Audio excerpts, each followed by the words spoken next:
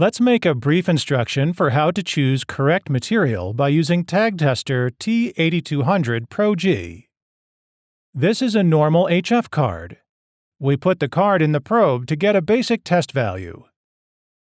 The signal is strong. Q value is around 40. Attenuation is -13 dBm, and frequency is 14.3 MHz. Now we have two different laser materials in hand.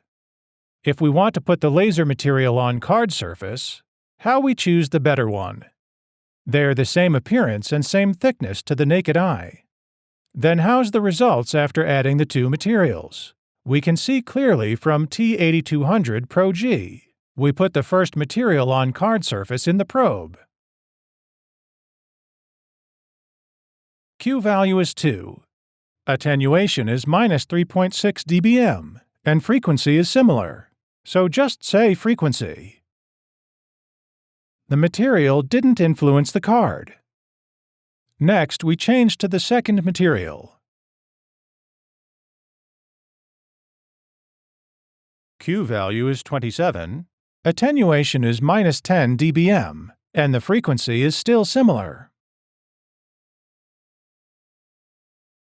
Finally, we got the summary after putting the two types material on the card surface. The signal attenuation is the biggest for the first material, and the second material has a little attenuation. Obviously, the second material is more suitable for making card.